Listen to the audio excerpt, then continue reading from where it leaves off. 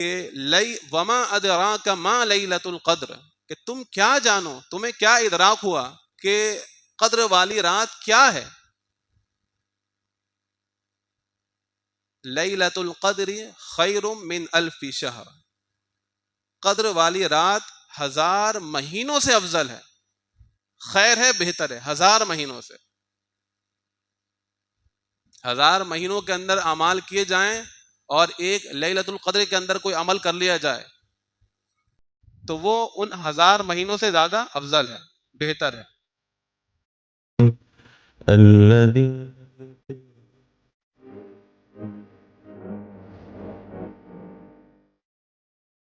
تمام قسم کی حمد و ثنا، کبریائی، بڑائی، جلالت، عظمت سب اللہ رب العالمین کے لیے لائق و زیبا ہے، جو پوری کائنات کو بنانے والا ہے، جو ان اللہ علی کل شیء قدیر ہے، ہر چیز پر اس کی قدرت ہے،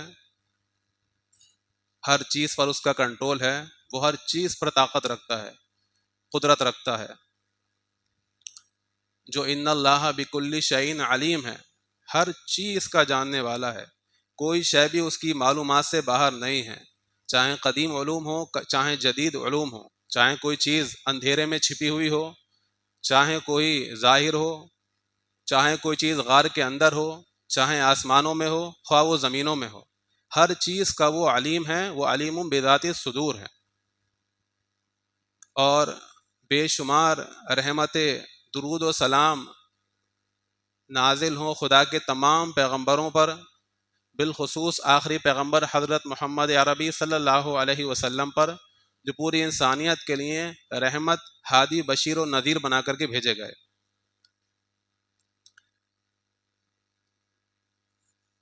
قرآن مجید کی جو 2 آیات میں نے آپ کے سامنے پڑھی ہیں، وہ ایک تمہیداً میں نے پڑھی ہیں آپ کے سامنے، یہ میرا موضوع نہیں ہے. سب سے پہلی آیت میں جو آپ لوگ بار بار جانکاروں کے اور علماء کے منہ سے سنتے رہتے ہیں کہ رمضان کے بابرکت مہینے میں قرآن مجید نازل ہوا.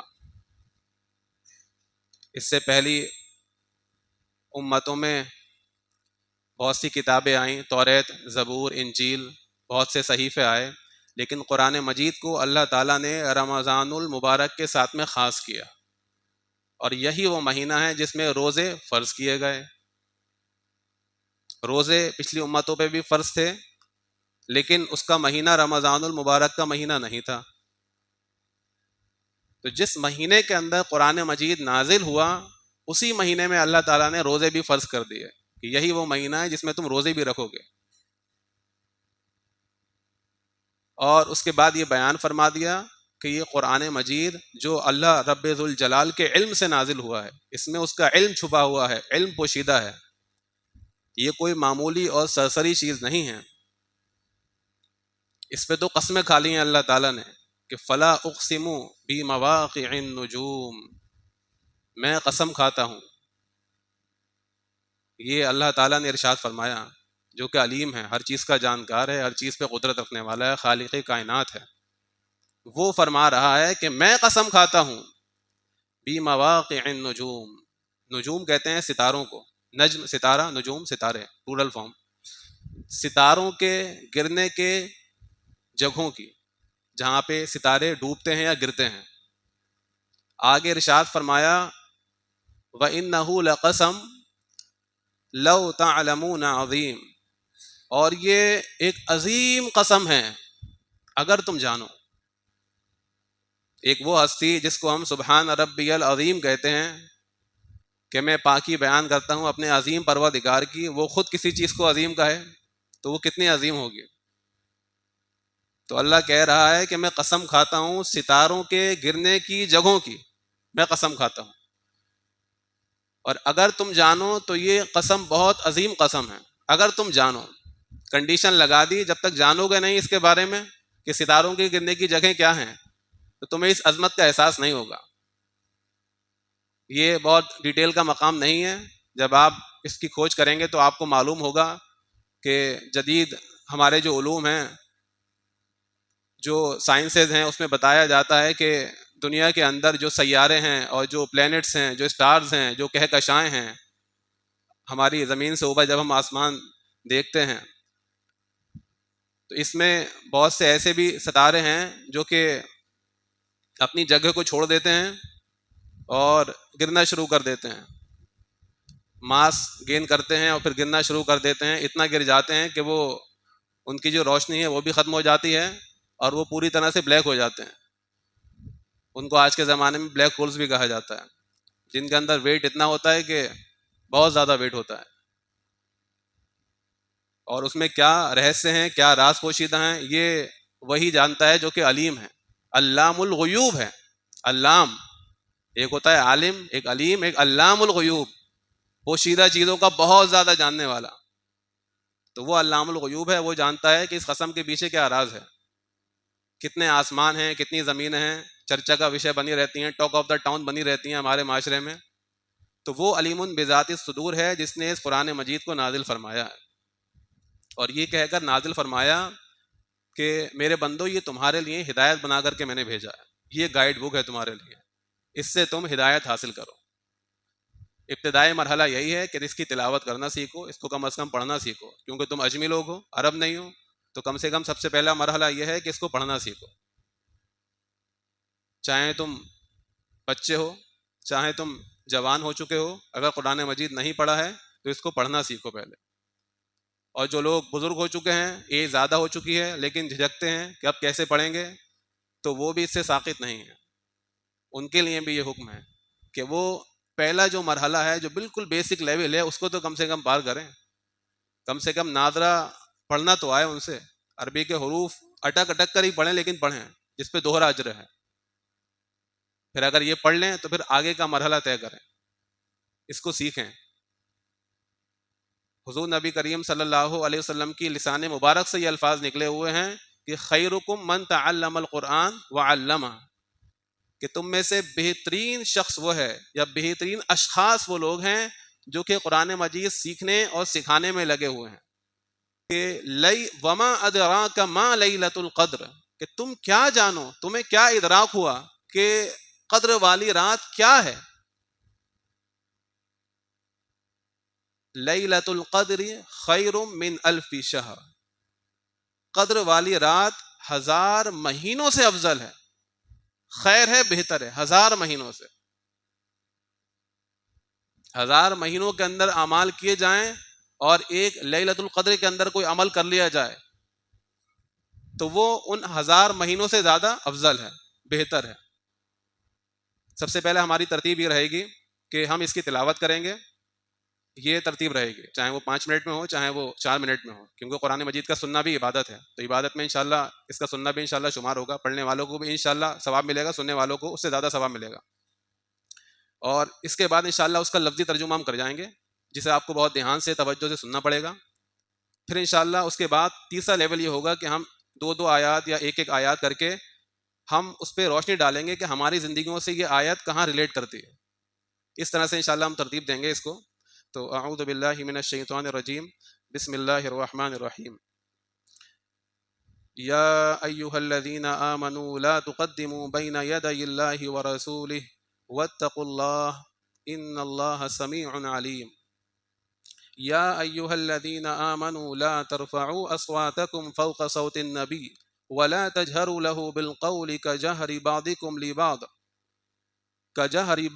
لبعض أن تحبط أعمالكم وأنتم لا تشعرون إن الذين يغضون أصواتهم عند رسول الله أولئك الذين امتحن الله قلوبهم للتقوى لهم مغفرة وأجر عظيم إن الذين ينادونك من وراء الحجرات أكثرهم لا يعقلون ولو أنهم صبروا حتى تخرج إليهم لكان خيرا لهم والله غفور رحيم يا أيها الذين آمنوا إن جاءكم فاسق بنبأ فتبينوا أن تصيبوا قوما بجهالة فتصبحوا على ما فعلتم نادمين واعلموا أن فيكم رسول الله لو يطيعكم في كثير من الأمر لعنتم ولكن الله حبب إليكم الإيمان وزينه في قلوبكم وكره إليكم الكفر والفسوق والعصيان أولئك هم الراشدون فضلا من الله ونعمة والله عليم حكيم. وإن طائفتان من المؤمنين اقتتلوا فأصلحوا بينهما فإن بغت إحداهما على الأخرى فقاتلوا التي تبغي حتى تفيء إلى أمر الله فإن فاءت فأصلحوا بينهما بالعدل وأقسطوا إن الله يحب المقسطين. إنما المؤمنون إخوة فأصلحوا بين أخويكم واتقوا الله لعلكم ترحمون. يا أيها الذين آمنوا لا يسخر قوم من قوم عسى أن يكونوا خيرا منهم ولا نساء من نساء عسى أن يكن خيرا منهن ولا تلمزوا أنفسكم ولا تنابزوا بالألقاب بئس الاسم الفسوق بعد الإيمان ومن لم يتب فأولئك هم الظالمون. يا أيها الذين آمنوا اجتنبوا كثيرا من الظن إن بعض الظن إثم ولا تجسسوا ولا يغتب بعضكم بعضا أيحب أحدكم أن يأكل لحم أخيه ميتا فكرهتموه واتقوا الله إن الله تواب رحيم. يا أيها الناس إنا خلقناكم من ذكر وأنثى وجعلناكم شعوبا وقبائل لتعارفوا إن أكرمكم عند الله يتقاكم إن الله عليم خبير. قالت الأعراب آمنا قل لم تؤمنوا ولكن قولوا أسلمنا ولما يدخل الإيمان في قلوبكم وإن تطيعوا الله ورسوله لا يلدكم من أعمالكم شيئا إن الله غفور رحيم. إنما المؤمنون الذين آمنوا بالله ورسوله ثم لم يرتابوا وجاهدوا بأموالهم وأنفسهم في سبيل الله أولئك هم الصادقون. قل أتعلمون الله بدينكم والله يعلم ما في السماوات وما في الأرض والله بكل شيء عليم. يمنون عليك أن أسلموا قل لا تمنوا على إسلامكم بل الله يمن عليكم أن هداكم للإيمان إن كنتم صادقين إن الله يعلم غيب السماوات والأرض والله بصير بما تعملون. شروع اللہ کے نام سے جو بہت زیادہ رحم کرنے والا بار بار رحم کرنے والا ہے۔ اے وہ لوگوں جو ایمان لائے ہو اللہ اور اس کے رسول سے آگے مت بڑھ جاؤ اور اللہ سے ڈرو، بلا شبہ اللہ تعالیٰ خوب سننے والا اور خوب جاننے والا ہے۔ اے وہ لوگوں جو ایمان لائے ہو اپنی آوازوں کو بلند مت کرو نبی کی آواز پر، اور نہ ہی اپنی آواز کو اپنی بات کو بلند کرو، زور سے کہو جیسے تم گفتگو کرتے ہو ایک دوسرے سے آپس میں، کہیں تمہارے اعمال اکارت نہ ہو جائیں، اس حال میں کہ تم کو کوئی شعور بھی نہ ہو، احساس بھی نہ ہو۔ بلا شبہ جو لوگ پست رکھتے ہیں اپنی آوازوں کو رسول اللہ کے نزدیک، یہی وہ لوگ ہیں جن کے دلوں کو اللہ تعالیٰ نے جانچ لیا ہے، پرکھ لیا ہے تقوی کے لیے۔ بلا شبہ جو لوگ اپنی آوازوں کو پست رکھتے ہیں رسول اللہ کے نزدیک، یہی وہ لوگ ہیں جن کے دلوں کو جانچ لیا ہے، پرکھ لیا ہے تقوی کے لیے۔ ان کے لیے معافی ہے، مغفرت ہے اور اجر عظیم ہے۔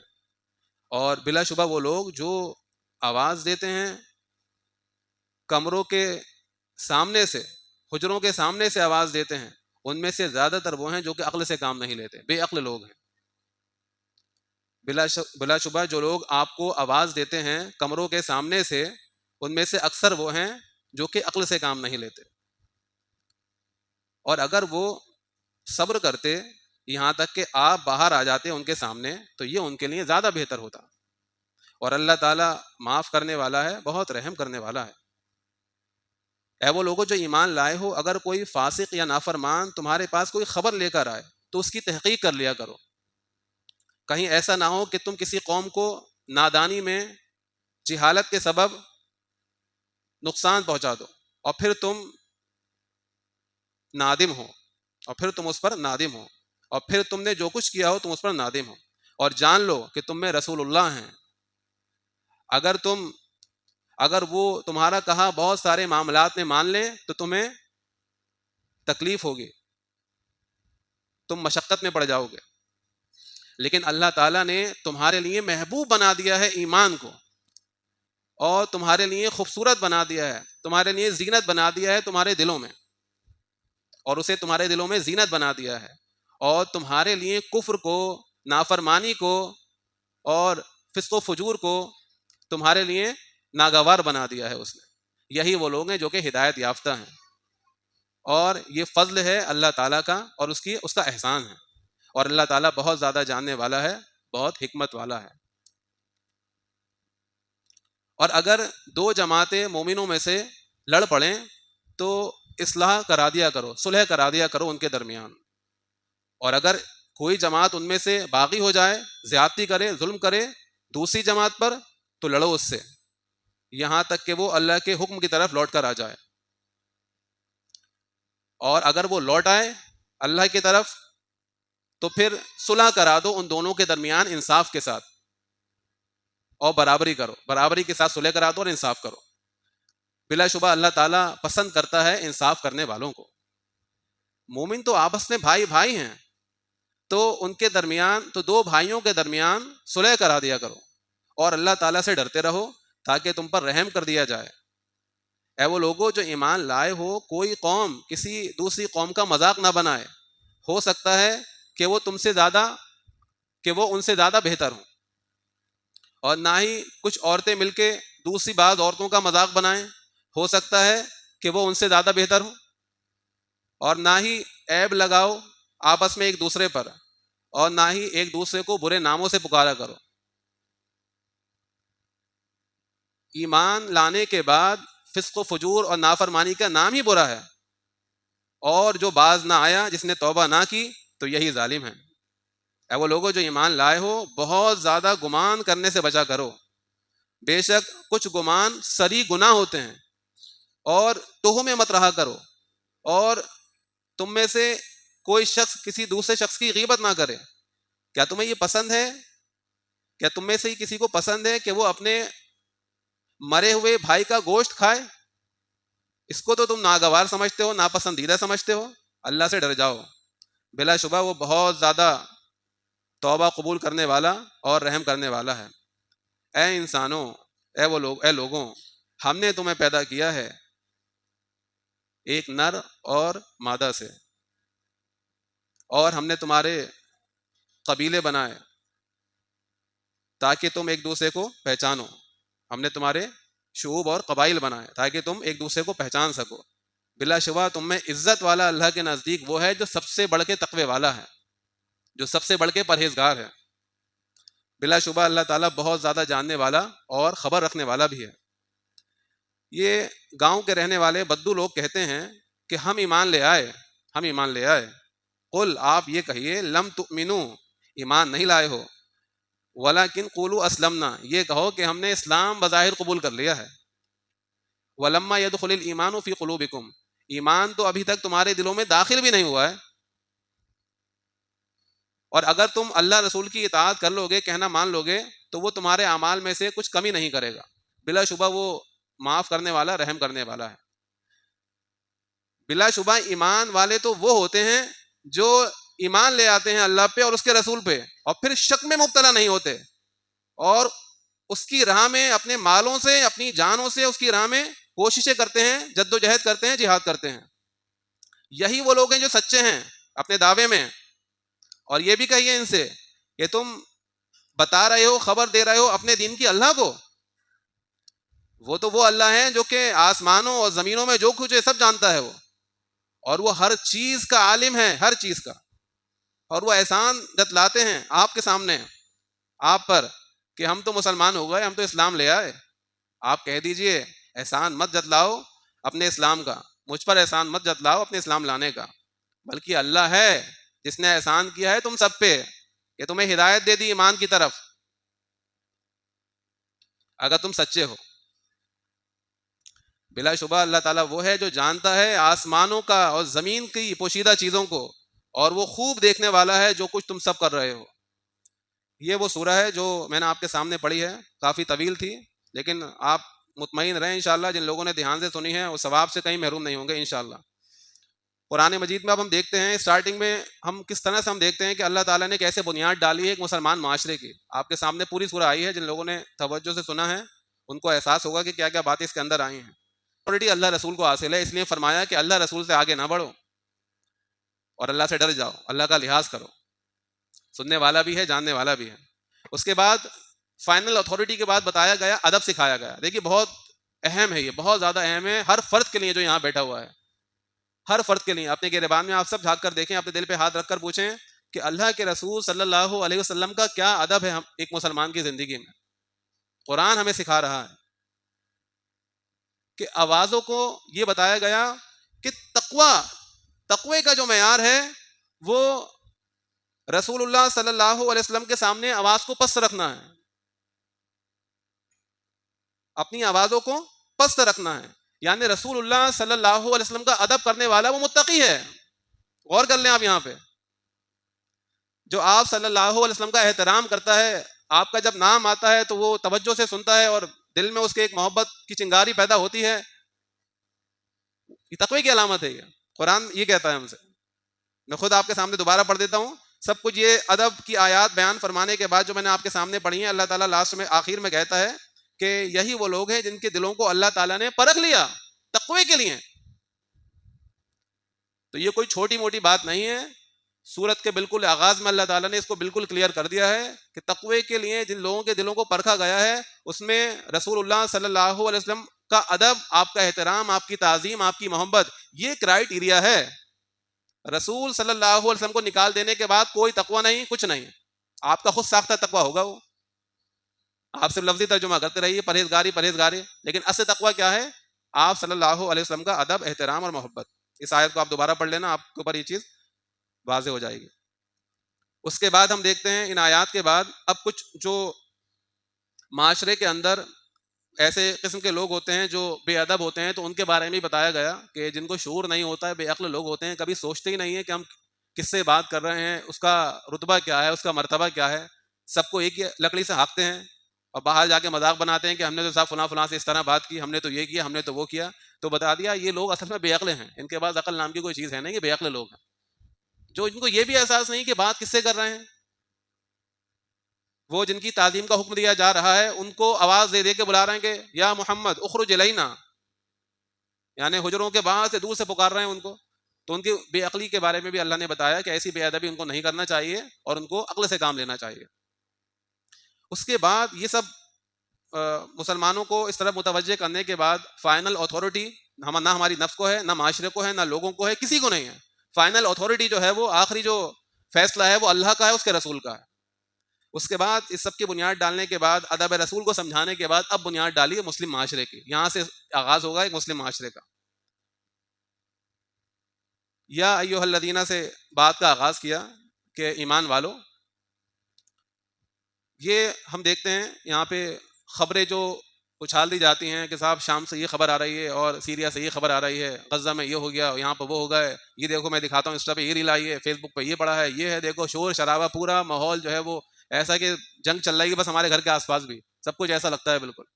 اچھا کوئی تفتیش نہیں، کوئی تحقیق نہیں کہ اس میں سے کتنی ایسی نیوز ہیں جو کہ حقیقت پر مبنی ہیں اور کتنی ایسی ہیں جو اپنے یوٹیوب چینل کو چلانے کے لیے، اپنے انسٹا ریلز کو وائرل کرنے کے لیے، فیس بک کی جو ہے وہ ریلز کو وائرل کرنے کے لیے بنائی گئی ہیں. کوئی اس میں جو ہے فرق کرنے والا ہے نہیں کہ کوئی آدمی تحقیق کرے. ایک ریل آئی فوراً انسٹا پہ آئی، اس کو آگے بڑھا دیا.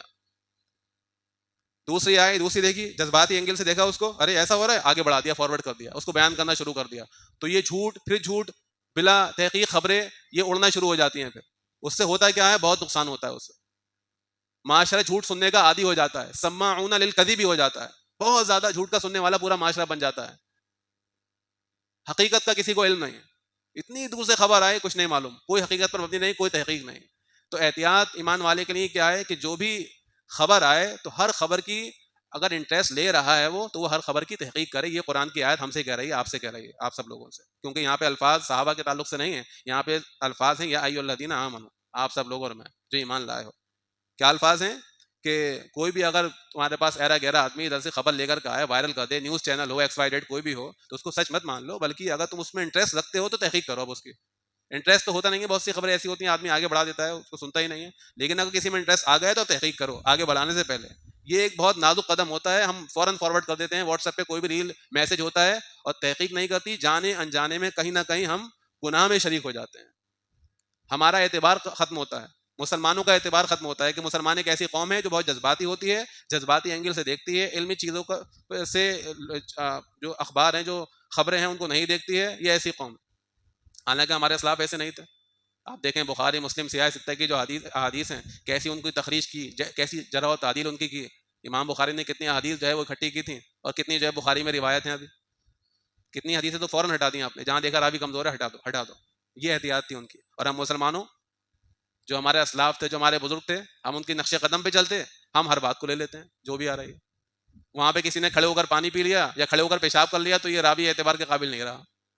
اور ہمارے یہاں تو کوئی بھی آدمی کوئی بھی بات کہہ جائے وہ فوراً دوسرے کے سامنے بیان کر دیں گے.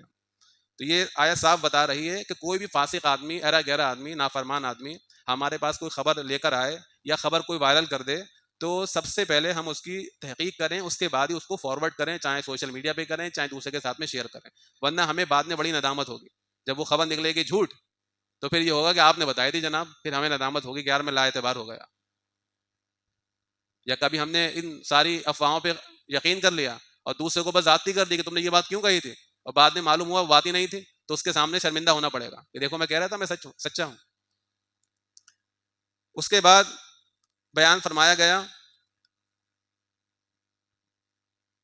کہ انسان کو جو ہے وہ اپنی خواہشات کو تابع کرنا چاہیے دین کے، اللہ کے رسول صلی اللہ علیہ وسلم کے فرمان کے. آپ نے پڑھا ہوگا کہ اگر رسول صلی اللہ علیہ وسلم کہنا مان لیں تمہارا بہت سارے معاملات میں تو تمہیں دشواری ہو جائے گی. اس کا مطلب یہی ہے کہ انسان کو یہ نہیں چاہیے کہ میں دین کو اپنے اکارڈنگ بنا لوں کہ صاحب یہ بھی حلال ہو گیا، یہ بھی حلال ہو گیا، یہ بھی، یہ حرام ہے، یہ حرام ہے. اپنے اکارڈنگ دین کو چلاؤں میں، جو میری سمجھ میں آئے اپنی خواہشات کے تابع میں دین کو بنا لوں. بلکہ ہونا یہ چاہیے دین جو کہہ رہا ہے میں اس کے تابع ہو جاؤں. اسی لیے حضور نے فرمایا کہ کوئی شخص اس وقت تک مومن نہیں ہے جب تک اس کی خواہشات، جو اس کی ڈیزائرز ہیں، جو خواہشات ہیں، اس دین کے تابع نہ ہو جائیں جس کو میں لے کر کے آیا ہوں. تو اپنے نفس کو، اپنے آپ کو دین کا تابع بنائیں. ایسا نہ ہو کہ بس یہ آپ یہ سمجھیں کہ آخری فیصلہ ہی میرا ہے، غصے میں کچھ بھی بول جائیں اور بعد میں کہ نہیں میں تو کیونکہ جانکار ہوں، مجھے علم ہے، میں جو بات کہوں گا وہ تو حق ہوگی ہمیشہ، وہ تو باطل ہو ہی نہیں سکتی کبھی. اگرچہ آپ نے غصے میں زیادتی کر گئے ہوں، کسی کو مارا ہو، کسی پہ الزام تراشی کی ہو، غیبت تک کر دی ہو، لیکن کیونکہ آپ ظاہر سی بات ہے دین کا لبادہ پہنے ہوئے ہیں اور کسی ایک مخصوص جو ہے وہ گروپ کے ساتھ میں جڑے ہوئے ہیں، جیسے کہ آج ہمارے یہاں حال ہے، تو اب آپ جو ہے وہ پہلی صف میں بیٹھ کے بھی اگر غیبت کریں گے تو وہ ثواب کا ذریعہ ہے، یہ اس کو بہانہ بنا لیں. تو یہ ان تمام باتوں سے ہمیں روکا گیا ہے. ہم دین کے تابع بنیں، نہ کہ دین کو ہم اپنے تابع بنائیں. اور پھر بعد میں فرمایا گیا لیکن حال کیا ہے، کیونکہ اللہ تعالیٰ نے تمہارے لیے محبوب بنا دیا ہے ایمان کو، ایمان کو محبوب بنا دیا. دیکھیے ایمان نام ہے، عربی میں ایمان کہتے ہیں التصدیق، یعنی کسی کی تصدیق کرنا، سچا ماننا اور اس پر اطمینان کر لینا. الاعتراف و تصدیق یعنی کسی خبر کو، کسی بات کو سچا مان لینا اور اس کا اعتراف بھی کر لینا، اس کا یقین بھی کر لینا، یہ ایمان ہے. الاعتراف و تصدیق والیقین والاطمینان، چار لفظ آتے ہیں، اگر اس کا ہم لغوی ترجمہ کریں گے تو اس کو قبول کر لینا، مان کر، سچا مان کر اس کو قبول کر لینا. تو اللہ تعالیٰ نے فرمایا ہے کہ اللہ تعالیٰ نے تم لوگوں کے لیے ایمان کو محبوب بنا دیا ہے، اور تمہارے لیے جو نافرمانی کے کام ہیں اور جو گناہ کے کام ہیں، جو کفر کے کام ہیں، ان کو تمہارے لیے مکروہ بنا دیا ہے. یہی وجہ ہے کہ ہم اگر کوئی گناہ کر لیتے ہیں تو ندامت شروع ہو جاتی ہے. جب تک توبہ نہیں کر لیتے تو دل ہمارا صاف نہیں ہوتا. جب توبہ کر لیتے ہیں تو ہمارا دل صاف ہو جاتا ہے، ہمیں احساس ہوتا ہے کہ ہم نے توبہ کر لیا، اللہ نے معاف کر دیا ہوگا. تو اللہ نے فرمایا کہ اس نے تمہارے لیے ایمان کو محبوب بنا دیا ہے، اور جو نافرمانی کے کام ہیں اور جو کفر کے کام ہیں ان کو تمہارے لیے اس نے مکروہ بنا دیا ہے، ناگوار بنا دیا ہے. اور یہی وہ لوگ ہیں جو کہ ہدایت پر ہیں، یعنی یہی لوگ جن کے بارے میں بتایا گیا. اور یہ اللہ کا فضل ہے اور اس کا احسان ہے. کیا کیا اللہ کا فضل و احسان ہے؟ یہ پیچھے جتنی باتیں آئی ہیں ابھی، یہ ایمان کو محبوب بنا دینا تمہارے لیے، اور تمہارے لیے کفر، نافرمان اور سرکشی اور گناہ کے کاموں کو ناگوار بنا دینا، یہ اللہ نے کہا ہے کہ یہ اس کا فضل اور اس کا احسان، یہ ہے، یہ نعمت ہے. دنیاوی مال متا کے بارے میں کہاں ہے؟ یہاں فرمایا کہ یہ اس کا فضل اور اس کا کرم ہے، یہ احسان ہے. اس کو ہم کتنا احسان سمجھتے ہیں؟ تو اگر یہ کیفیت آپ کے اندر موجود ہے اور آپ بے روزگار بھی ہیں تو آپ بہت مطمئن رہیے کہ یہ اللہ کا احسان بہت بڑا ہے آپ کے اوپر، کہ آپ کو گناہ کرنے کے بعد احساس ہو رہا ہے. گناہ کے کاموں سے آپ ایسا بھاگتے ہو جیسے کہ ایک آدمی آگ سے بھاگتا ہے، اور اچھے کاموں کی طرف آپ ایسے لپکتے ہو جیسے کہ ایک مدھو مکھی یا کوئی بھی جو ہے کہ آدمی میٹھے کی طرف لپکتا ہے، شہد کی طرف جاتا ہے، خالص شہد کی طرف. تو یہ اللہ کا کرم اور احسان ہے، یہ اللہ نے خود فرمایا ہے، اگر یہ کیفیت تمہارے اندر ہے تو تم ہدایت پر بھی ہو، اور یہ اللہ کا بہت بڑا احسان ہے۔ یہاں تک بات ہونے کے بعد جب اللہ نے یہ باتیں سب بیان فرما دی کہ دین کو اپنے تابع مت بناؤ بلکہ تم دین کے تابع بنو، ٹھیک ہے، اور اس کے علاوہ یہ ساری چیزیں ہیں، پھر یہ فرمایا کہ معاشرے میں کبھی ایسا ہوتا ہے، لڑائی جھگڑے ہونا عام ہے، یہ کوئی ایمان کے منافی چیز نہیں ہے، انسان کے ساتھ میں نفس لگا ہے، شیطان لگا ہے، غصہ بھی ہے، سب کچھ ہے، لڑائی جھگڑا ہو جاتا ہے، لیکن اس لڑائی جھگڑے میں مسلمانوں کا رویہ ہونا کیا چاہیے؟ تو یہاں فرمایا گیا اگر کوئی مومنوں میں کچھ لوگ لڑ پڑیں، دو جماعتیں آپس میں، دو گروہ آپس میں، دو خاندان آپس میں، مسجد کی کمیٹی دو جو ہے بن گئی مان لیجئے، اب اس میں لڑائیاں ہو گئیں، چندے پہ لڑائی ہو گئی، مسجد میں کام یہاں پر ایسا ہوگا ویسا ہوگا، دو کمیٹیاں بن گئے، گروپ بن گئے، اب ہو گئی لڑائی اس میں، تو یہ سب ہمارے لیے آزمائش ہے، ہمارے لیے اللہ نے ایک ایک چیز کو جو ہے پوائنٹ آؤٹ کر دیا، ایک ایک چیز کو فرمایا کرنا کیا ہے کہ اگر ایسا ہو جائے تو ان کے درمیان صلح کرا دینا۔ یار آپ غور کریں کتنا اللہ تعالیٰ نے صلح کو محبوب سمجھا ہے، صلح صلح والصلح خیر، صلح بہتر ہے، سب سے زیادہ بیسٹ جو آپشن ہے وہ صلح ہے، صلح کر لو، لیکن صلح کے اندر انصاف کا خیال رکھنا، یہ نہیں ہے کہ ایک آدمی صلح کے لیے تیار ہے، وہ آدمی تیار نہیں ہے، وہ اس کا حق جو ہے ماننے کے لیے تیار ہے کہ حق نہیں دوں گا، حق ماروں گا میں اس کا، یہ صلح، اس کا حق اس کو دلواؤ، صلح کراؤ، وہ تیار ہے ایک جماعت چلیے ہم صلح کر لیتے ہیں، یہ نہیں آ رہی ہے تو جبرن اس کو لے کے آنے کی کوشش کرو کہ یہ صلح کے لیے آئے، اس کے اوپر زیادتی نہیں کرے، ان کے درمیان صلح ہو۔ تو یہ ایک مسلمان معاشرے کے بارے میں بتایا گیا ہے کہ اس کی بنیادیں کیسے مضبوط ہوں گی۔ اس میں سب سے بڑا دخل آتا ہے ایگو کا، انسان کی انانیت کا، آدمی کو اپنی ایگو کو بالائے طاق رکھنا پڑتا ہے، جھکنا پڑتا ہے آدمی کو، اور جو آدمی نہیں جھکتا ہے تو سمجھ لیجیے وہ سرکش بن رہا ہے، تو ان کے درمیان صلح کرا دو، اور اگر کوئی سرکشی کرے ان میں سے ایک دوسری جماعت پہ تو ان سے لڑو پھر، یہاں تک کہ وہ اللہ کے حکم کی طرف، اللہ کا حکم کیا ہے؟ اللہ کا حکم کیا ہے؟ صلح، ابھی تو آیا، یہاں تک کہ وہ اللہ کے حکم کی طرف آ جائیں، صلح کی طرف آ جائیں، اور اگر وہ آ جائیں اللہ کے حکم کی طرف فاصلحوا بینہما، تو ان کے درمیان صلح کرا دو عدل و انصاف کے ساتھ اور برابری کرو، بلا شبہ اللہ تعالیٰ انصاف کرنے والوں کو پسند کرتا ہے، انصاف کرنے والوں کو۔ آج ہماری جماعت کی جماعتیں چاہے وہ دنیاوی لوگ ہوں چاہے وہ دینداری لوگ ہوں اس سے بالکل خالی ہیں، ان کی جماعت کے اندر کوئی بلنڈر مسٹیک بھی ہو جائے گی تو وہ اس پہ اتنا وہ رد عمل پیش نہیں کریں گے جو اپنی مخالف جماعت کے اوپر پیش کریں گے۔ اسی طرح ہمارے دنیاوی لوگ، ان کا جو سرکل ہوتا ہے وہاں پر بھی یہی حال ہوتا ہے، انصاف ختم ہوتا جا رہا ہے، اور سب سے بڑا جو سبق دیتا ہے ہمیں اسلام و انصاف کا دیتا ہے۔ حضور نے ارشاد فرمایا کہ لو فاطمہ بنت محمد سرقت لقطعت یدہا، کسی ایک قبیلے کی بڑی عورت نے چوری کی تھی، تو لوگوں نے، بڑی عورت تھی، خاندانی عورت، چوری کرتے تھے، کوئی انگوٹھی کوئی ہار چرا لیا اس نے، اچھا پسند آیا، کون کچھ کہے گا، تو خبر پہنچی، لوگوں کے درمیان مشہور ہو گیا کہ اس نے چوری کی ہے، لیکن دبانا بھی تھا، کیونکہ اسلام میں چوری کی سزا کیا ہے؟ کیا سزا ہے چوری کی؟ چوری کی سزا ہے ہاتھ کاٹ دینا اسلامی حکومت کے تحت، تو ہاتھ کٹیں گے، خاندانی عورت ہے تو اب سفارش کی جائے کہ اس کے ہاتھ کٹنا نہیں چاہیے، تو اسامہ بن زید جو کہ آپ صلی اللہ علیہ وسلم کے ساتھ میں رہتے تھے، صحبت میں رہتے تھے، ان سے کہو، ان سے بات چیت کرتے ہیں، یہ کہہ دیں گے تو بات ہو سکتی ہے ہو جائے، ان کو بلایا، پورا قصہ سنایا، یہ معاملہ ہے، ذرا حضور سے سفارش کر دینا، تو یقین مانیے جب حضور نے سنا ہے تو آپ نے فوراً ممبر پہ جلوہ افروز ہوئے، آپ نے فرمایا، یہی بات ارشاد فرمائی، اس عورت کا نام تھا فاطمہ بنت قیس، حضور صلی اللہ علیہ وسلم کی لخت جگر، اور جس کو آپ نے البدعۃ منی کہا ہے، ان کا نام تھا فاطمہ بنت محمد، جنہیں فاطمۃ الزہرا، تو فرمایا کہ اگر میری بیٹی فاطمہ بھی چوری کرتی تو اس کے بھی ہاتھ کاٹ دیتا، میری بیٹی بھی اگر چوری کرتی، یہ انصاف کا عالم تھا۔ اور دشمنوں کے بارے میں فرمایا قرآن نے کہ قرآن مجید کی آیت ہے جو دشمنوں کے بارے میں اللہ فرماتا ہے کہ اگر دشمن بھی تمہارے ساتھ میں جنگ کرے تو تم اس کے ساتھ میں بھی ناانصافی نہیں کرو گے، اس کے ساتھ میں بھی ناانصافی نہیں کرو گے، بلکہ اس کے ساتھ میں بھی انصاف کرو گے، اور یہ تقوی سے سب سے زیادہ قریب ہے۔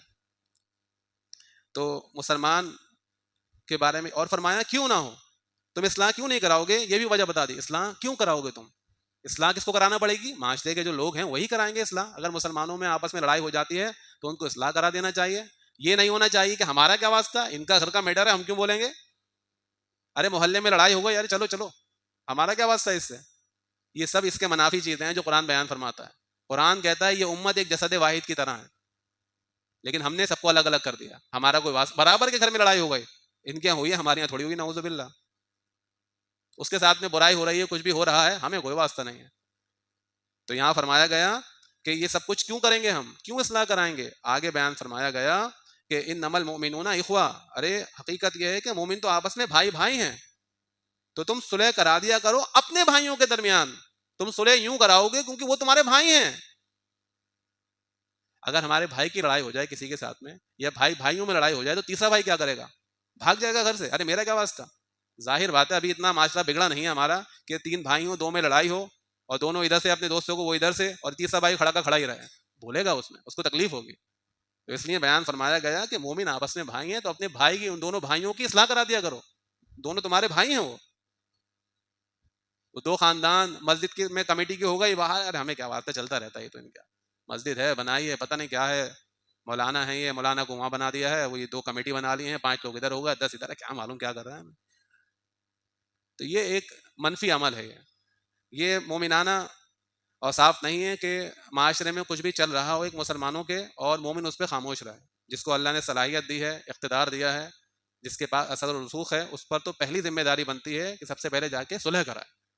کہ مثلا مسلمانوں کے درمیان جھگڑے، آپس میں فساد، گھر گھر میں جھگڑے، دکاندار سے جھگڑا، رکشہ والے نے رکشہ والے کو مار دیا، دونوں مسلمان، چھوٹی سی بات پہ کوئی ہو ناگوار لگ گئی، ایگو کی ویسے لڑائی، اس میں جو ہے مار دیا کسی نے کسی کو، وہ خبر بن جاتی ہے بس کہ صاحب اس نے یہ کر دیا، آپ نے کیا کیا.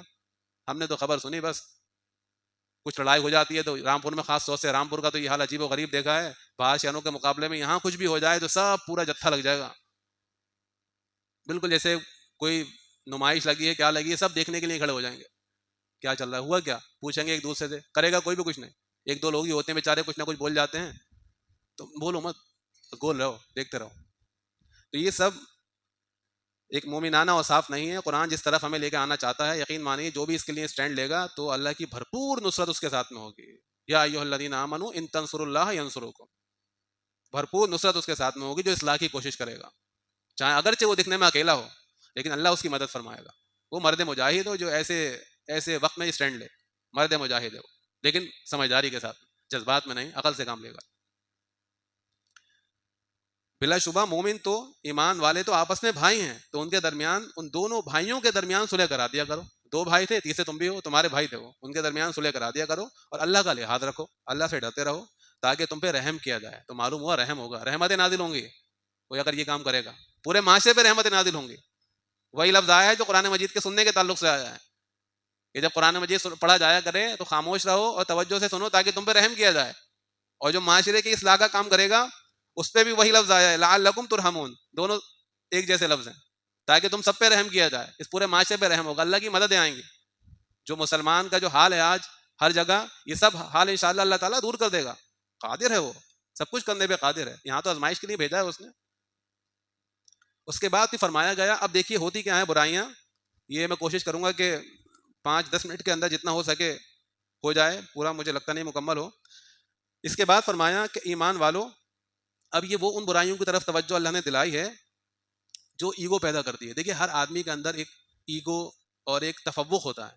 کسی کے پاس مال آ جائے تو وہ چاہتا ہے کہ اور میں سب میں ممتاز ہوں. کسی کے پاس علم ہوتا ہے تو وہ دوسرے علم والے سے کچھ نہ کچھ شیطان اس کے اندر پیدا کر دیتا ہے کہ میرا نام ہو، میں شہرت حاصل کروں، میں مال ہوں میرے پاس، میں اہل ثروت ہوں، میں اہل علم ہوں، میں خاندانی آدمی ہوں، میرا خاندان، میری نسل، میرا مال. یہ سب تکبر انسان کے اندر پیدا کرتی ہیں یہ ساری چیزیں. تو وہاں فرمایا گیا ابتدا کیسے ہوتی ہے. ابتدا کیسے ہوتی ہے، کوئی ایسا موقع مل جائے کہ اس کی ہنسی اڑانے کا موقع مل جائے. یہ دیکھو کتنا بیوقوفی والا کام کیا یار اس نے، یعنی وہ بیوقوف میں سمجھدار ہوں. تو یہ معاشرے کو کھوکھلا کرنے والی چیزیں آ گئی، یہ وہ برائیاں آ گئیں جس کا ذکر اللہ نے یہاں پہ کیا ہے کہ کوئی قوم کسی قوم کا مذاق نہ بنائے. یعنی کچھ لوگ ہوں دوسری قوم کا مذاق بنائیں. یا میں آپ کو بتاؤں مسلمانوں کے اندر ہی جو جماعتیں ہیں ہمارے یہاں، مسجدوں میں بیٹھنے کے بعد ایک جماعت دوسری جماعت کا مذاق بنانا شروع کر دے. لا یسخر قوم، کوئی قوم، نکرا عربی زبان میں کامن نہ ہونے، یہ کوئی قوم کسی قوم کا مذاق نہ بنائے. ہو سکتا ہے کہ وہ تم سے زیادہ بہتر ہوں، ان سے زیادہ بہتر ہوں. اور نہ ہی عورتیں، یہ تو مردوں کی بات ہے، عورتوں کو الگ، سب سے زیادہ برائی عورتوں میں ہوتی ہے، اس کی ہنسی بنانا اس کی ہنسی بنانا. تو عورتوں کو الگ سے ڈسکس کر دیا. اور نہ ہی کچھ عورتوں کا مذاق بنائیں، ہو سکتا ہے کہ وہ ان سے زیادہ بہتر ہوں. تو عورتوں کو بھی سمجھانا چاہیے کہ مذاق کسی کا بنانا، کسی کے ساتھ میں تمسخر کرنا، مذاق وہ نہیں کہ آپ نے ہلکا پھلکا، وہ نہیں، مذاق وہ کہ اس کے دل کو چوٹ لگے. ارے تمہاری اوقات کیا ہے، تم کہاں تھے، ہم لے کر کے آئے تھے تمہیں. اس طرح کی باتیں کرنا جو کہ سامنے والے کو ناگوار لگیں. ہم نے تمہیں پیسہ دیا، ہم نے تم کیا تھے، تم ہو کیا. اور پھر ایسی ہنسی ہنسنا کہ وہ سامنے والے بھی سمجھے کہ نے تو ذلیل کر دیا مجھے. تو یہ ساری چیزیں مسلمان معاشرے میں بالکل نہیں. اس سے تو جیلسی پیدا ہوگی، لڑائی جھگڑے پیدا ہوں گے اس سے، کیونکہ سامنے والے کے بھی ایگو ہے، اس کے اندر بھی انا ہے. اور نہ ہی کسی پہ عیب جوئی کی جائے، تانا عیب لگانا کہ تم تو وہ ہو، تم تو یہ ہو، تمہارا تو خاندان ہی پورا ایسا ہے، تمہیں کیا معلوم، مجھے بتا رہے ہو تم. تو اس طرح کی باتیں آدمی بالکل بے لگام ہو جاتا ہے جب غصے میں آتا ہے، آؤٹ آف کنٹرول. ان سب کو حرام قرار دیا ہے اللہ تعالیٰ نے. ٹخنوں سے اوپر پیجامہ، ٹوپی سر پہ رکھیں نہیں رکھیں، یہ بہت بات کے مسائل ہیں. یہ موٹے موٹے وہ مسائل ہیں جو اللہ کے رسول صلی اللہ علیہ وسلم نے ایک مسلم معاشرے کے اندر، صحابہ کرام کے اندر پوری طرح سے رائج کر دیے تھے، پوری طرح سے کہ ان حرام کاموں سے بچ جاؤ. اور وہ لوگ ایسا ہو گئے تھے کأنہم بنیان مرصوص، سیسا پلائی ہوئی دیوار کی طرح. وہ صحابہ کرام ایسا ہو گئے تھے. نہ ہی عیب جوئی کرو، دوسرے پہ عیب کرنا، تانا دینا ایک دوسرے کو آنکھوں سے کیسے بھی کر کے. ولا تنابزوا بالالقاب، اور نہ ہی چڑے نکالو، برے ناموں سے پکارو. اسکول ہو، ٹیچرز کا مذاق بنانا، پرنسپل کا مذاق بنائیں، ارے وہ تو ہیں موٹے ہیں، چھوٹے ہیں، کالے ہیں، گورے ہیں، ارے وہ تو چلتے ایسے ہیں، بولتے ایسے ہیں وہ. اور یہ بات اس کو خبر ہو تو ان کے دل کو تکلیف ہو. تو ولا تنابزوا بالالقاب. ایک بار کسی امہات المومنین کے بارے میں آتا ہے، میں نام لینا مناسب نہیں سمجھتا، کہ انہوں نے کسی کے بارے میں کہہ دیا تھا کہ وہ تو پست کر ہیں، ٹھنگنی ہیں. تو آپ صلی اللہ علیہ وسلم کا جو ایکسپریشن تھا، وہ جو ریئیکشن تھا، وہ ایک بہت، آپ نے اس کو بہت سیریس سمجھا کہ تم نے ایسی بات کہی ہے کہ اگر پورے دریا کے اندر یہ بات ڈال دی جائے تو پورا سمندر کا پانی کڑوا ہو جائے. تو ایک مومن جو ہوتا ہے بڑا سنجیدہ پرسنالٹی ہوتا ہے، بڑا انٹلیکچوئل ہوتا ہے، بہت سمجھدار ہوتا ہے، گناہوں سے بہت اجتناب کرنے والا ہوتا ہے. تو یہ ساری چیزیں بچنے والی جو بیان فرمائی گئی ہیں، پرہیزگاری والی چیزیں ہیں ساری کی ساری. لیکن یہ پرہیزگاری تبھی انسان کے کام آئے گی جب رسول اللہ صلی اللہ علیہ وسلم کا ادب و احترام اور آپ کی تعظیم ہوگی. یاد رکھنا، یہاں لکھا ہوا ہے. میں بس 3-4 منٹ اور لوں گا، اس کے بعد میں اپنی بات کو مکمل کروں گا.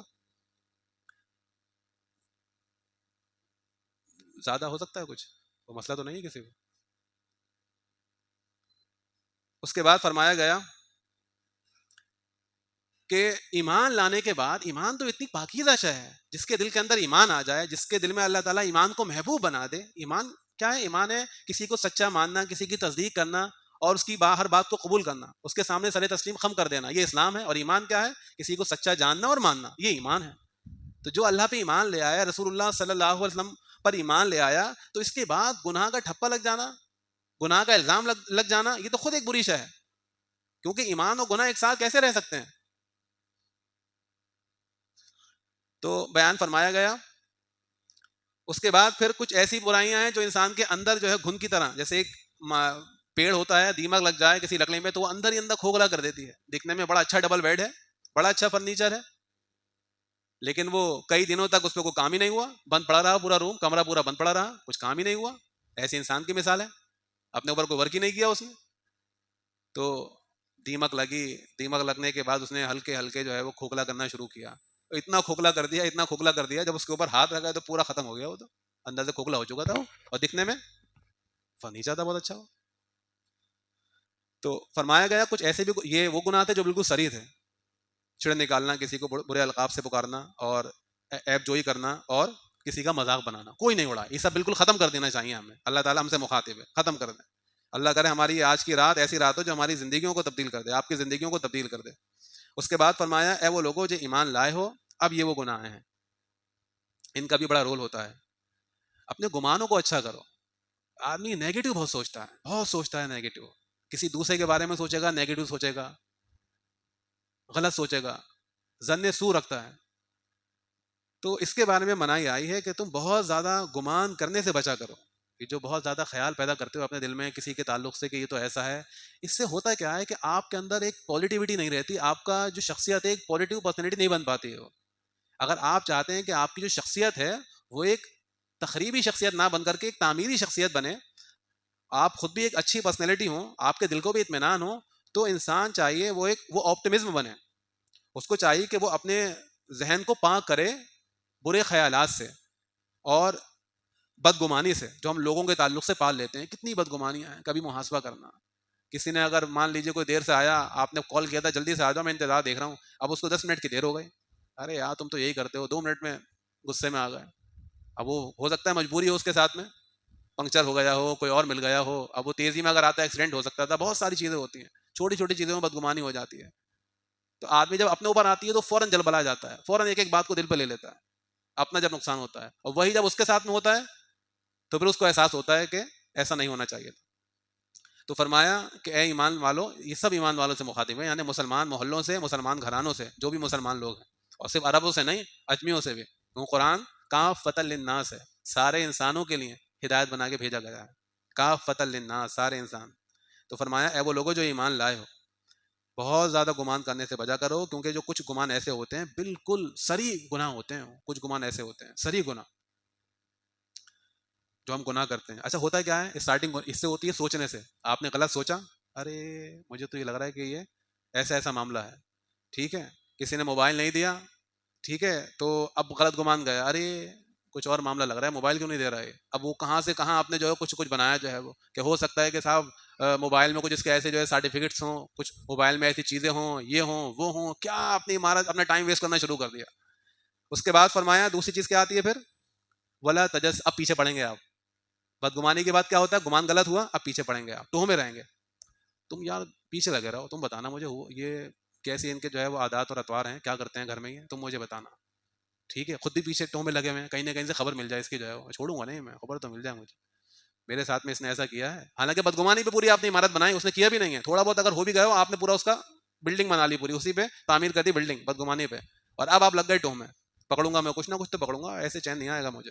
تو آپ نے اپنی شخصیت کی تقریب کی, آپ کا دل جلنا شروع ہو گیا, ختم ہونا شروع ہو گیا, آپ تعمیری کام سے محروم کر دیے گئے اللہ کی طرف سے, اب آپ تقریبی کام میں لگ گئے کسی دوسری شخصیت کو تباہ و برباد کرنے کے لیے. حالانکہ اللہ اس کی حفاظت فرمائے گا, اگر اس نے کیا ہے تو وہ بھگتے گا. تو فرمایا ولا تجسسوا, ٹوہ میں مت رہو, پیچھے مت پڑو. جاسوسی جو کرتے ہیں تجسس میں لگ جاتے ہیں, عورتوں کے اندر بہت عادتیں ہوتی ہیں, روکنا چاہیے. کوئی دیکھتی ہیں عورتیں, کوئی موقع مل جائے اس کی, جس سے ان کو اور زیادہ بدگمانی ہوتی ہے بھاوج میں, اور یہ جیٹھانی اور دیورانی کا جو رہتا ہے بہت زیادہ, اس میں بہت زیادہ ہم دیکھتے ہیں کہ وہ تجسس میں رہتی ہیں, کوئی نہ کوئی کمی مل جائے تو اس کو ہم ایکسپوز کریں. اس کے بعد فرمایا, اچھا اس کے بعد کیا ہوتا ہے پھر, جگہ جگہ پہ اس کی جو ہے برائیاں کرنا, جگہ جگہ پہ برائیاں کرنا. مطلب اس نے آپ کے ساتھ میں کچھ ہو سکتا ہے, بشری تقاضا ہے, کمزوری ہے, کچھ نہ کچھ اگر کہہ دیا, آپ کی ایگو ہرٹ ہو گئی, تو آپ کو اتنا برا لگا, آپ نے تو سب جگہ اس کو جو ہے وہ بدنام کر دیا, ارے وہ تو ایسی ہیں, ارے نہیں, اس کی تعریف سننا آپ کو جو ہے برا لگتا ہے. کسی نے اس کے بارے میں کچھ اس کا ذکر ہی نکال دیا تو آپ نے منع کر دیا, ارے بہت بیکار آدمی ہے وہ نا, ارے تمہیں کیا پتا ہے, بہت بیکار ہے وہ. تو فرمایا کہ سب سے پہلے فرمایا بدگمانی کو ختم کر دو. ایسی نکھری ہوئی پرسنالٹی ڈیولپ ہوگی انسان کے اندر سے کہ وہ اللہ کی رحمت و کرم ہی ہوگا. شب قدر کی رات انشاءاللہ واقعتاً شب قدر کی رات کہلائے گی, اس میں قرآن مجید نازل ہوا تھا, انشاءاللہ آج قرآن مجید کھلے گا بھی اللہ نے چاہا تو تم میں سے کوئی باز کی غیبت بھی نہ کرے. غیبت کہتے ہیں پیٹھ پیچھے برائی کرنا, غلط نہیں, صحیح برائی کرنا, اس کے اندر وہ کمی موجود ہے, لیکن آپ وہ اس کو بیان کر رہے ہو دوسروں کے سامنے, اللہ نے چھپایا آپ بیان کر رہے ہو, اسے کہتے ہیں غیبت. کسی نیک آدمی یا کوئی بھی صحیح آدمی, نیوٹرل آدمی, آپ نے اس کے اندر کوئی کمی دیکھ لی مان لیجیے, اب ہر آدمی چاہتا ہے کہ اس کی کمیاں ایکسپوز نہ ہوں, اللہ نے اس کی عزت بنائے رکھی ہے, ہر آدمی, کون آدمی چاہتا ہے کہ وہ ذلیل ہو لوگوں کے سامنے. اگر وہ گناہ بھی کرتا ہے تو یہ اللہ اور اس کا معاملہ ہے, وہ توبہ کر لے گا اللہ سے, لیکن اگر اس کو معلوم ہو گیا کسی نے اس کو کرتے ہوئے دیکھ لیا تو اب بیچارہ ڈر جاتا ہے کہ یار یہ کیا کرے گا, اور معلوم نہیں ہوا لیکن آپ نے دیکھ لیا مان لیجیے, تو اب آپ اس کو کیا کریں گے, اب آپ دوسروں کو بتائیں گے چپکے چپکے, ارے تو یہ معاملہ ہے وہ. تو اب کیا ہوا, یہ آپ نے اس کی غیبت کرنا شروع کر دی, آپ نے اس کی عزت پہ ہاتھ ڈالا. اللہ نے چھپایا تھا, اللہ نے ستاری کا معاملہ فرمایا, آپ نے اس کو ایکسپوز کیا. تو فرمایا ولا یغتب بعضکم بعضا, تم میں سے کوئی شخص کسی کی غیبت نہ کرے. سب سے بڑا مجاہد ہے جو آدمی ان سارے گناہوں کو چھوڑ دے. ایحب احدکم ان یاکل لحم اخیہ میتا, کیا تم میں سے کوئی شخص چاہتا ہے کہ اپنے مرے ہوئے بھائی کا گوشت کھائے؟ اس کو تو تم ناگوار سمجھو گے, کوئی چاہتا ہے ایسا کہ مردار لاش کا جو ہے گوشت کھائے؟ تو غیبت کرنا اپنے بھائی کی ایسا ہے کہ گوشت کھانا مردار بھائی کا.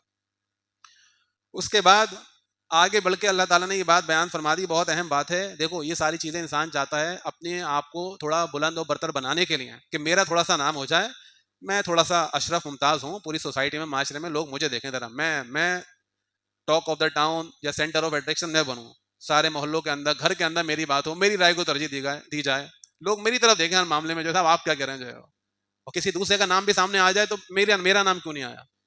تو یہ سب تم چاہتے ہو عزت کے لیے, تو اس کا پورا کرائٹیریا بتا دیا کتنی باربط ہیں قرآن مجید کی آیات. یہ ساری خرابیاں پیدا ہی اسی وجہ سے ہوتی ہیں. معاشرے کے اندر انسان عزت چاہتا ہے کہ وہ تھوڑا سا ڈفرینٹ ہو جائے, ممتاز ہو جائے, اس کو عزت مل جائے. دوسرے کا مذاق اڑا کے کہ اس کا جب مذاق اڑے گا تو یہ ذلیل ہوگا تو مجھے عزت ملے گی. 2 پیسے والے ہیں, اس کو ذلیل کر دو, بدنام کر دو, تو میں ہی تو بچا, صرف مجھے عزت مل جائے گی. میں خاندانی آدمی ہوں, دوسرا جو ہے خاندانی بنا بیٹا, اس کو جب تک ذلیل نہیں کر دوں گا, میں اس کا مذاق نہیں اڑاؤں گا, غیبتیں کروں گا, بدگمانیاں کروں گا, اسی میں اپنی پوری صلاحیتیں میں لگا دوں گا, صرف کر دوں گا. تو فرمایا دیکھو اگر تم عزت چاہتے ہو تو اس کا جو ہے وہ کرائٹیریا بیان فرما دیا گیا ہے کہ حقیقی عزت کیا ہے اور حقیقی اللہ کے نزدیک عزت والا ہے کون. آگے بیان فرمایا کہ اے انسانوں, بالکل عام طور سے, بالکل کوئی مسلمان کا اس میں ایکسیپشن نہیں, ان سب جو ہے اس کے اندر عام ہے. اے انسانوں, ہم نے تمہیں پیدا کیا ہے ایک عورت اور ایک مرد سے, ایک مرد عورت سے ہم نے تمہیں پیدا کیا ہے, اور ہم نے تمہارے شعوب یعنی قبیلے جو ہوتے ہیں, جو قبائل کنبے ہوتے ہیں, ٹھیک ہے, اور قبائل ہوتے ہیں, ہم نے بنا دیے تمہارے لیے کنبے اور قبیلے, لتعارفوا, پہچان کے لیے بنائے تاکہ تمہاری پہچان ہو. یہ سب کچھ جو ہم نے بنایا ہے یہ فخر کرنے کے لیے نہیں بنایا ہے بلکہ پہچان کے لیے. تم میں سب سے زیادہ عزت والا وہ ہے اللہ کے نزدیک جو تم میں سب سے زیادہ تقوی والا ہے, سب سے زیادہ پرہیزگار ہے, سب سے زیادہ اللہ تعالیٰ کا لحاظ رکھنے والا ہے, اللہ کے تعلق سے بہت زیادہ کانشیس ہے, بہت زیادہ اللہ کا لحاظ رکھنے والا ہے, اور اللہ تعالیٰ سے کبھی بے پرواہ نہیں کرتا ہے. بے پرواہی کبھی اللہ تعالیٰ سے نہیں برتتا ہے وہ. قرآن مجید میں تقوی کے ایک معنی یہ بھی آتے ہیں کہ بے پرواہی برتنے کے لیے استغنا آتا ہے, اور استغنا کا جو بالکل ضد ہے استغنا کی وہ تقوی ہے, قرآن مجید میں آیا ہے. تو کسی کا لحاظ کرنا, کسی کو توجہ دینا, کسی سے بے پرواہی نہیں کرنا بلکہ اس کی پرواہ کرنا, ہر حال میں اس کی پرواہ ہے ہمیں بس. تو سب سے بڑھ کے تم میں تقوی والا وہ ہے جو کہ سب سے زیادہ عزت والا وہ ہے جو کہ سب سے بڑھ کے تقوی حاصل کرنے والا ہے, تقوی والا ہے. اس کے بعد ارشاد فرمائی کہ اب تقوی والا ہر آدمی اپنے آپ کو سمجھنے لگے. کچھ لوگ ایسے ہوتے ہیں یہ سمجھتے ہیں کہ ہم تو ہیں ایمان والے, اس میں کیا شک ہے. تو فرمایا گیا ہے کہ کچھ لوگ ایسے جو گاؤں کے ہوتے ہیں یا بدو قسم کے لوگ ہوتے ہیں, وہ انہوں نے یہ کہہ رہے ہیں کہ ہم ایمان لے آئے ہیں, ہم ایمان والے ہیں, ہم مومن ہیں, آمنا, ایمان لے آئے ہیں ہم. آپ کہیے کہ تم ایمان نہیں لائے ہو, بلکہ یہ کہو کہ اسلام تم نے قبول کر لیا ہے. بڑی اہم بات ہے یہ, ایمان میں اور اسلام میں فرق ہو گیا ہے. یہاں پہ بہت سے لوگ ہیں, ہم میں بھی ہم دیکھتے ہیں بہت سارے سمجھتے ہیں کہ ہم تو ایمان والے ہیں. تو اللہ تعالیٰ نے فرمایا ہے کہ ایمان کی سعادت ہر ایک کو نصیب نہیں ہوتی. یہ ہو سکتا ہے کہ تم نے اسلام والے ہو, مسلمان ہو, بظاہر تم اسلامک جو احکام ہے اس پہ عمل کرتے ہو اللہ کی طرف سے, لیکن ایمان نام کی شے تمہارے اندر نہ ہو, ایمان نہ ہو تمہارے اندر, یہ عین ممکن ہے. آگے بیان فرمایا گیا یہ کہو کہ ہم اسلام لے آئے ہیں, ہم نے بظاہر جو ہے وہاں اطاعت جو ہے وہ قبول کر لی آپ کی, ٹھیک ہے, نماز بھی پڑھ لیں گے, کر لیں گے, ٹھیک ہے, کیا ہے تو سب لوگ کر رہے ہیں تو ہم بھی کر لیں گے, ہم نے مان لیا ہے, لیکن ایمان تمہارے دلوں کے اندر نہیں آیا ہے ابھی, ایمان سے تو خالی ہے. آج ہم بھی دیکھیں, بالکل ہر شخص اپنا جائزہ لے سکتا ہے ایمان کیا ہے, آگے بیان فرمایا, اور ابھی تک تمہارے دلوں میں ایمان تو داخل بھی نہیں ہوا ہے, راسخ ہونا تو دور کی بات, داخل بھی نہیں ہوا ہے. اور اگر تم کہنا مان لو گے رسول کا اور اللہ اور اس کے رسول کا, تو تمہارے جو کام ہے, تمہارے جو عمل ہے, اس میں کوئی کمی نہیں کی جائے گی. ہاں یہ ضرور ہے, اور اللہ تعالیٰ معاف کرنے والا ہے اور رحم کرنے والا ہے بلا شبہ.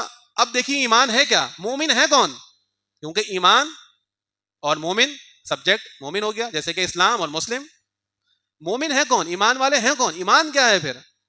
تو بلا شبہ ایمان والے تو صرف وہ ہیں کہ جو ایمان لے آئے, جنہوں نے جان لیا اور مان لیا, جنہوں نے تصدیق کی, جو ایمان لائے اللہ پہ, اس کے رسول پہ, ثم لم یرتابوا, پھر شک قریب بھی نہیں آیا ان کے, شک و شبہ میں نہیں پڑے, وہ یقین کی کیفیت تھی ان کے اندر. یہ ایمان ہے جو ایمان لائے اللہ پہ, اس کے رسول پہ ایمان لے آئے, اور پھر ثم لم یرتابوا, پھر شک نہیں کیا کبھی. باطل کی ہوائیں چل رہی ہیں, چلنے دیجیے, آپ کے پاس وہ علم ہے, وہ نالج ہے آپ کے پاس, جو سارے شکوک و شبہات کو دل سے آپ کے نکال پھینکے گی. چاہے وہ ایتھیزم کی ہوائیں چل رہی ہوں, چاہے وہ ریشنلزم کی ہوائیں چل رہی ہوں, دنیا الہاد کی طرف جا رہی ہو, شرک کی طرف جا رہی ہو, لوگ کہہ رہے ہوں کہ صاحب دین اب اپلیکیبل نہیں ہے اس زمانے کے اندر, آپ کے پاس تو یقینی علم موجود ہے, معجزہ موجود ہے خدا کا.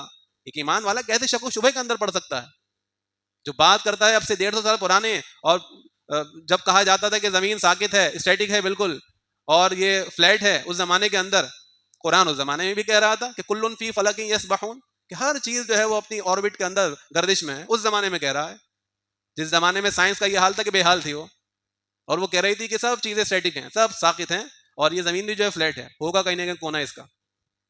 یہ ہنسنے والی اور تمسخر والی باتیں یہ سائنس کرتی تھی, لیکن اب وہ بھی قائل ہو چکی ہے. ابھی بھی بہت سی چیزیں ایسی ہوں گی جو قرآن سے اس کی ٹکرا رہی ہوں گی, لیکن ہم قرآن کو مانیں گے اور ہمیں یقین ہے کہ وہ لوگ واپس آئیں گے قرآن کی طرف. تو ہمارے پاس تو یقینی سورس موجود ہے. تو جو ایمان لائے اللہ پہ, اس کے رسول پر, اور پھر شک نہیں کیا اور اپنے مالوں سے اپنی جانوں کو لگا دیا, اپنی جانوں کو اپنی مالوں کو لگا دیا اللہ کی راہ میں, یہ بہت تھوڑے لوگ ہیں. اور کہاں پر ہیں, کون لوگ ہیں, یہ اللہ بہتر جانتا ہے. جو اللہ رسول پر ایمان لاتے ہیں, شک میں مبتلا نہیں ہوتے ہیں, شک ان کے قریب پہ نہیں آتا, پھر شک نہیں کرتے ہیں اور پھر مالوں کو جانوں کو صرف کر دیتے ہیں, قربانی دیتے ہیں پھر وہ اپنی جانوں کی اور مالوں کی. صرف ٹھنڈی سڑک پہ چل لینے کا نام یا نرم نرم بستروں پہ سونے کا نام, یہ وہ ان کو گوارا ہی نہیں ہوتا ہے. پھر وہ کوشش کرتے ہیں خدا اور رسول کے لیے, اپنی جانوں کو مالوں کو لگاتے ہیں اس کے دین کے لیے, قربانی دیتے ہیں. وہ یہی لوگ ہیں سچے ہیں, یہ ہیں سچے لوگ ایمان میں. تم کہہ رہے ہو کہ ہم ایمان لے آئے, ابھی کہا تھا نا بدوؤں نے کہ ہم ایمان لے آئے. ہماری امی بہت سے لوگ کہتے ہیں تو بھائی کہ ہم مسلمان نہیں ہیں, ہم مومن نہیں ہیں کیا؟ اللہ کہہ رہا ہے مومن کی ڈیفینیشن یہ ہے, یہ لوگ ہیں جو ایمان لے آئے ہیں اور یہ ہیں سچے اپنے دعوے میں. اور آپ کہہ دیجئے کہ تم سکھاتے ہو اپنے دین اللہ کو, اور اللہ تو جانتا ہے جو کچھ آسمانوں میں اور جو کچھ زمین میں ہے, اور اللہ ہر چیز کا عالم ہے, کہ تم مت جتلاؤ کہ تم کون ہو, ایمان والے ہو یا ایمان والے نہیں ہو. تو انسان کو بھی, ہمیں بھی چاہیے کہ ہم جتلائیں نہیں کہ ہم ایمان والے ہیں, ہمارے دل کا ایمان ہے, بلکہ ہم عمل سے جو ہے وہ دکھائیں, ہم عمل کر کے دکھائیں, ہم یہ صفات اپنے اندر پیدا کریں, نہ کہ دعوے کریں سب. اور باقی اس میں ترجمہ کر چکا ہوں سارا. اللہ ہی ہے جس نے تمہیں ایمان کے لیے ہدایت دی ہے. اچھا وہاں فرمایا تھا آپ کہہ دو کہ یہ ایمان نہیں لائے, اسلام لائے ہیں, اور اللہ یہاں کہہ رہا ہے انہی لوگوں کے بارے میں کہ اللہ نے تمہیں ایمان کے لیے ہدایت دے دی ہے. بظاہر ایسا معلوم ہوتا ہے کہ کانٹرڈکشن ہے دونوں میں. وہاں بتایا گیا کہ ایمان نہیں لائے ہو, اسلام لائے ہو, اور یہاں کہہ رہا ہے کہ ہم نے تمہیں ہدایت دی ہے ایمان کے لیے. تو اس میں یہی معنی ہے کہ ایک آدمی کا اسکول میں ایڈمیشن کرا دو یا مدرسے میں ایڈمیشن تو ہو گیا, لیکن پڑھنے کے لیے تیار نہیں ہے وہ, تو اللہ نے ان کے لیے پوری طرح سے ہدایت کا راستے پہ تو ان کو لگا دیا, ڈال دیا, یہ اسلام ہے, آگے ہدایت کے راستے پہ, لیکن ایمان ابھی تک نہیں آیا. تو یہ بہت بڑا کرم ہے کہ اس نے تمہیں اس راستے پہ لگا دیا ہے, یعنی تمہیں ہدایت کے راستے پہ ڈال دیا ہے, ایمان کے راستے پہ ڈال دیا ہے, ایمان کے لیے ہدایت دے دی ہے اگر تم سچے ہو. اور اللہ ہی ہے جو آسمانوں کے آسمان نہیں, آسمانوں کے, یہ تو ایک آسمان ہے, کتنے آسمان ہیں, اس کے کون سے راستے ہیں, والسماء والطارق, طارق کہتے ہیں راستے کو بھی آتا ہے طارق کے لیے ورڈ, تو کون سے راستے ہیں جس میں جو ہے وہ آدمی پار کر کے دوسرے آسمان میں پہنچ جائے, بھی تیسرے میں پہنچ جائے. تو اللہ جانتا ہے جو کچھ آسمانوں میں ہے اور جو کچھ زمین میں ہے, اور اللہ تعالیٰ خوب دیکھنے والا ہے جو کچھ تم سب کر رہے ہو. یہ وہ آیات ہیں جس سے ہمیں معلوم ہوتا ہے کہ ایک مسلمان صرف عبادات سے اپنی جو ہے وہ ایک مسلمان ہونا صرف عبادات کا نام نہیں ہے کہ ہم صرف نمازوں پڑھتے رہیں اور ہمارے معاملات, ہمارے اخلاق, ہمارے اطوار, ہمارا رویہ دوسروں کے ساتھ میں اس کی پوچھ نہیں ہوگی. اس صورت کے اندر یہ بتایا گیا ہے سب سے پہلی بات کہ فائنل اتھارٹی اللہ اس کے رسول کو حاصل ہے. دوسری بات اس صورت کے اندر یہ بتائی گئی ہے کہ اللہ کے رسول صلی اللہ علیہ وسلم کی تعظیم اور ادب ہر مسلمان کے لیے ضروری ہے. تیسری بات سمجھائی گئی ہے کہ تم میں کوئی جو برائیاں ہیں, معاشرتی برائیاں, غیبت, حسد اور کسی کی ٹوہ میں لگ جانا, بدگمانی, یہ وہ برائیاں ہیں جو ایک مسلم معاشرے کو کھوکھلا کرتی ہیں. اور چوتھی بات یہ بتائی گئی ہے کہ تم اگر عزت والے بننا چاہتے ہو, تم چاہتے ہو کہ تمہارا شرف ہو, تمہاری منزلت اور عزت ہو, تو تم اپنے اندر تقوی کی روش پیدا کرو, تقوی پیدا کرو, اللہ کا ڈر, اللہ کا لحاظ, اللہ کی پرواہ کرو, لوگوں کی پرواہ نہ کرو. اور چوتھی بات بتائی گئی ہے کہ ایمان ایک علیحدہ چیز ہے. ایمان والے وہ ہوتے ہیں جن کے اندر شک کا شائبہ بھی نہیں پایا جاتا ہے, جو خدا کی راہ میں قربانیاں پیش کرتے ہیں اپنے جانوں کی اور مالوں کی. یہ وہ باتیں ہیں جن کی طرف اس صورت کے اندر توجہ دلائی گئی ہے. امید ہے ان باتوں کو آپ یاد رکھیں گے, اور میں یہ بھی امید کرتا ہوں کہ آپ لوگ گھر جا کے اس صورت کا جو سورۃ الحجرات ہے ایک بار ضرور مطالعہ کریں گے, ایک بار ضرور تلاوت کریں گے, تاکہ یہ جس کے اندر بیان فرمایا گیا ہے آپ کو یاد رہے اور اپنی زندگی میں آپ لوگ اس کو اپنا سکیں. بہت زیادہ ٹائم لے لیا آپ لوگوں کا, اس کے لیے معذرت چاہوں گا. سبحان اللہ و بحمدہ, سبحانک اللہم و بحمدک, اشہد ان لا الہ الا انت, استغفرک و اتوب الیک. جزاکم اللہ خیر. ماشاء اللہ, یہ تھے شفقت سے فارغ تھے. تو جو قرآن نے ہمیں اصول بتائے ہیں اور جس باتوں میں ہمیں پورا معاشرے میں جو چلتا ہے اس کے بارے میں ہی سب بتائیں, تو اللہ تعالیٰ سے ہم دعا کریں جو بھی ہمیں باتیں بتائی ہوئی اس پہ عمل کرنے کی توفیق عطا فرمائے. اور جتنے بھی لوگ ہیں سارے لوگوں کا انتظام کھانے کے لیے کیا گیا ہے, تو سارے لوگ کھانا کھا کے جائیں. جزاک اللہ خیر. السلام علیکم.